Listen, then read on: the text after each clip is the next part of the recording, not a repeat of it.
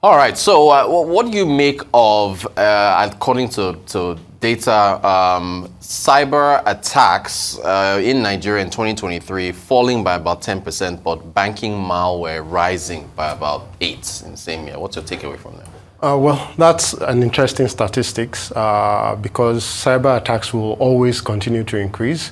So mainly, basically, what they're measuring is cyber threats, which is how vulnerable things are, how susceptible people are to being exploited online. And this is mainly measured online. But the increase in ransomware has a lot to do with our banking systems, our financial services, people digitizing increasingly. So you have more of your digital assets online. And as you know, cyber criminals pretty much follow the treasure. So, and that treasure is your data these days. And they hold that to ransom and expect you to pay for it, for it to be released. So increased digital activity is the reasons for the increase in ransomware as well.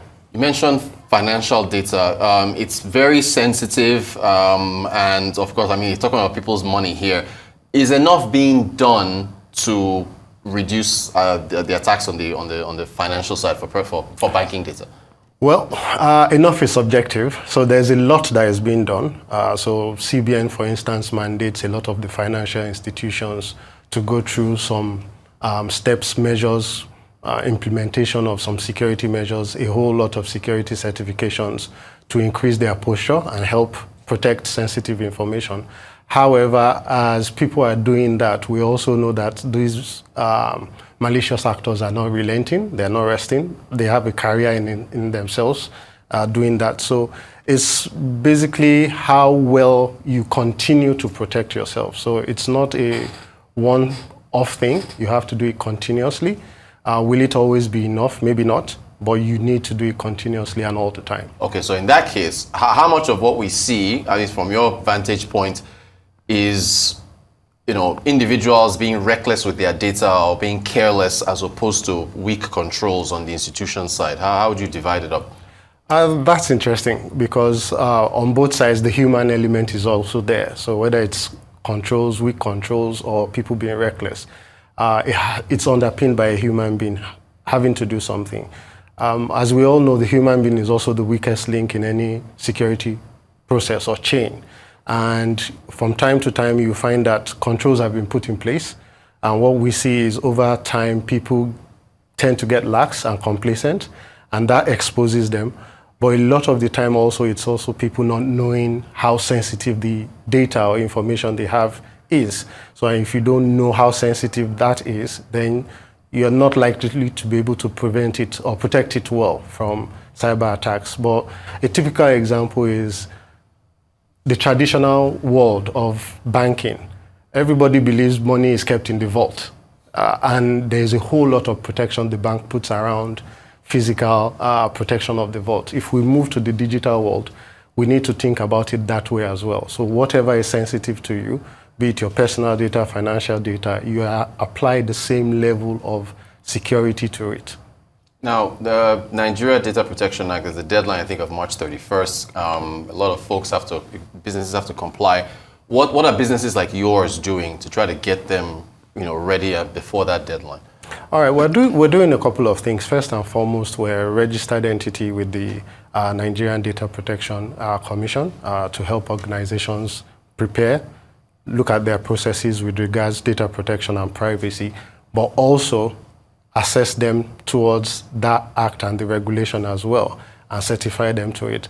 One of the things we've noticed over time and the years is it's a new area for a lot of people in this country in terms of data protection and privacy outside of the traditional financial institutions. So what we've done is a lot of awareness, but we do a lot of hand-holding and business as usual practices to get that ingrained into their processes and their systems. But we've also put in place solutions. We have a platform that helps you do this continuously as an organization, but we also guide you through what it means. So what is the intent of the regulation and how you can ingrain that into your operational processes. Looking outside Nigeria, data from South Africa, their totals also fell, but I think the stat was phishing attacks via social engineering. What is that? Or can you help us explain what that is? All right. So social engineering, phishing is a type of social engineering, by the way. Social engineering is just manipulative ways, being deceptive to get you to divulge or provide what's sensitive to you. It could be personal data, it could be financial data. Of course, we know financial data is a lot more interesting to everybody. So your credit card data or ID, something that you could use to impersonate you, for instance. So phishing is just that way they do it, but based on email and text messaging. So anything, they send you an SMS and say you've won a lottery, for instance. Maybe you played lotto for one reason or the other, and somebody sends you an SMS link saying you've won. You're likely to click it. That's a manipulative way using social engineering. And phishing is the means through text or email. And once you click on that link, for instance, they're able to get hold of maybe your phone or your laptop and begin to have access to your banking credentials or sensitive information. And eventually it might lead to a compromise or you being defrauded. Thank you very much for that excellent breakdown there. So Kenya's categories are all rising. What do you make of that? Is it because they are, I guess, more in tune with financial technology, or they got M-Pesa and all these things by phone? What do you make of the increases we're seeing across different categories for? So yeah, ransomware, backdoors, phishing, exploits, and so on, all up double digits in Kenya. All right, so these are just all forms of the malicious actors trying to get what they want, which is either money or hold people to ransom or try and extort you one way or the other. But why it's prevalent in Kenya, or seems to be prevalent in Kenya these days, is they're going through a lot of digital transformation. So if you notice, there are a lot of fintechs going up there. There's a whole startup ecosystem around all e-commerce, logistics, financial services coming online. And as this happens, the bad guys will also try to take advantage of that. So that exposure and that increase in activity within the digital ecosystem always brings about an increase in cybercrime. So that's what they're probably experiencing in Kenya right now. As far as most online possibility or potential of most online threats, Kenya came in second to, I think it was Turkey. Third was Qatar, and was South Africa fourth? Yes. Is it a similar answer here? These are all countries that are, I mean, Qatar hosted a World Cup. South Africa is the most industrialized nation on the African continent. Turkey is pretty advanced itself. Is that the reason why? What's your interpretation of this data?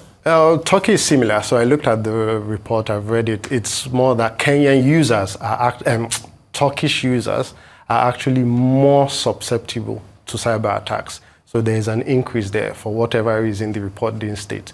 But like you mentioned, Turkey is a big hub in the Mediterranean for business activities.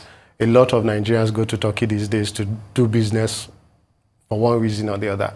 That, as we know, business always brings into light what is happening. And now everything is going digital, so there's more attention for the malicious guys as well.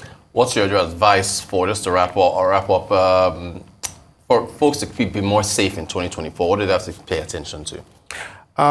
One simple thing is when anything is too good to be true, it probably is. So if you get an email, an SMS or something saying you've won, a pop-up on your phone, be very wary before you click on those. Also put in place systems.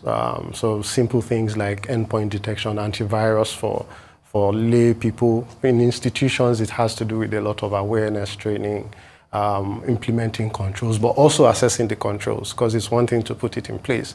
It's one thing to know it's actually going to deliver when the time comes in the event of an attack. So it's a culmination of a lot of these things, but also getting yourself prepared and assessing yourself to the standards, global standards as well, to make sure that you are up there, you're ready, and a lot of your employees, staff, and individuals also are aware of possible ways you could get exploited. Very, very informative discussion. Adetokunbo Omotosho, CEO of Cybervergent. Thank you so much for talking to us about cyber attacks and the potentials, and telling us how to keep safe. Thank you very much.